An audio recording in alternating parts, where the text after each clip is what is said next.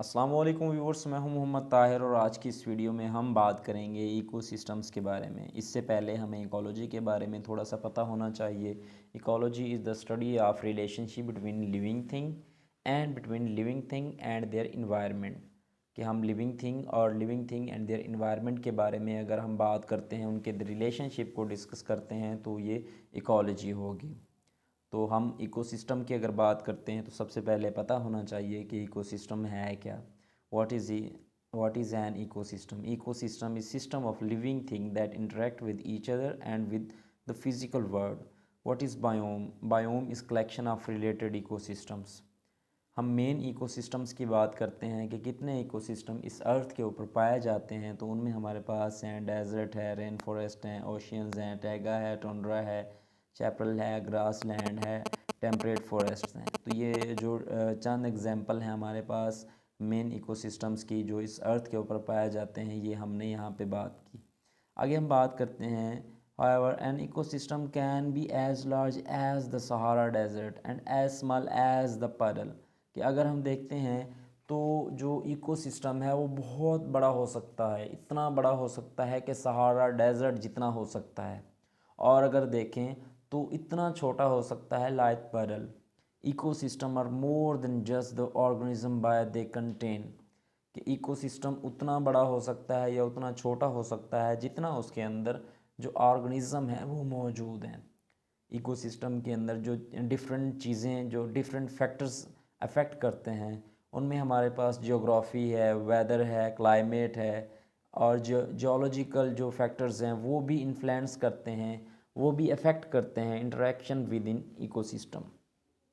Ecosystem के अंदर अगर हम देखें जो ऑर्गेनिज्म का इंटरेक्शन है, उस इंटरेक्शन को ये फैक्टर्स अफेक्ट करते हैं। बायोटिक फैक्टर और non living physical factor of an environment. कि इन्वायरमेंट के अंदर मौजूद जो नॉन लिविंग ऑर्गेनिज्म पाए जाते हैं,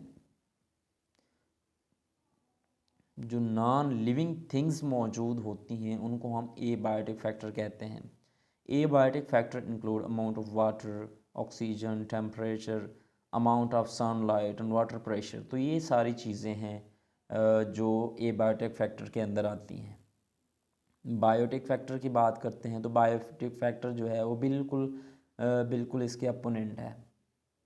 बायोटिक फैक्टर और the living physical factor of environment. के इन्वायरमेंट के अंदर मौजूद जो भी लिविंग ऑर्गेनिज्म हैं या लिविंग थिंग्स हैं, उनको हम उस इन्वायरमेंट का, उस ऑर्गेनिज्म के इन्वायरमेंट का बायोटिक फैक्टर कहते हैं। Example of biotic factor are parasitism, disease and predation वगैरह। सो बैलेंस किस तरह से होता है एक environment? Ecosystem will be fail if they do not remain in balance. कि अगर इकोसिस्टम के अंदर बैलेंस नहीं होगा तो वो फेल हो जाएगा, वो इकोसिस्टम कभी भी एग्जिस्ट नहीं कर पाएगा। No community can carry more organism than its food water and shelter can be accommodate. कि जितनी खुराक मौजूद होती है, जितना वाटर मौजूद होता है, जितनी रहने की जगह मौजूद होती है, एक कम्युनिटी उससे ज़्यादा ऑर्गेनिज़म कभी भी अफोर्ड नहीं कर सकती। कि हम ये कह सकते हैं कि एक इकोसिस्टम के अंदर जो बायोटिक फैक्टर है वो लिमिटेड होता है। How do they stay balanced? कि किस तरह से ये बैलेंस्ड रहते हैं। To succeed in ecosystem plants and animal have special structure and behaviour का अडाप्टेशन। कि ऑर्गेनिज्म के अंदर एक स्पेसिफिक बिहेवियर होता है जिसको हम अडाप्टेशन कहते हैं, कि वो उस इन्वायरमेंट के अंदर, उस जगह के अंदर ख़ुद को अडाप्ट कर लेते हैं। और जितना ही उसका इन्वायरमेंट उसको सपोर्ट करता है, उतनी ही जो एग्जिस्टेंस होती है लिविंग ऑर्गेनिज्म की, या वहाँ पे उनकी मौजूदगी पॉसिबल होती है, वो वहाँ का जो इन्वायरमेंट होता है वो डिसाइड करता है। एग्जाम्पल की बात करते हैं तो chameleon, polar bear, can you think of more example of adaptation. कि अगर हम इन पोलर बेयर्स की बात करते हैं या चैमलॉन की बात करते हैं, तो ये डिफरेंट इन्वायरमेंट के अंदर ख़ुद को स्टेबलाइज कर सकते हैं।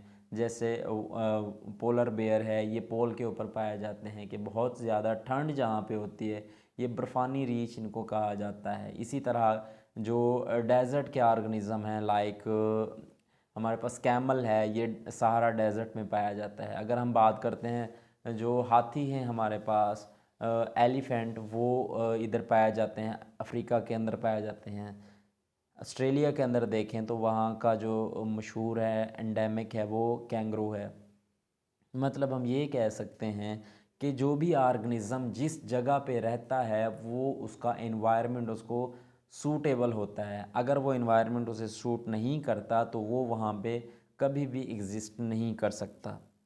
तो उम्मीद है कि आप लोगों को ये लेक्चर समझ आया होगा। अगर कोई भी इसमें से कोई क्वेश्चन हो या क्यूरी हो तो लाजमी कमेंट बॉक्स में आएँ और क्वेश्चन पूछें। और मेरे चैनल को लाइक करें, सब्सक्राइब करें और मौजूद बेल आइकन को प्रेस करें।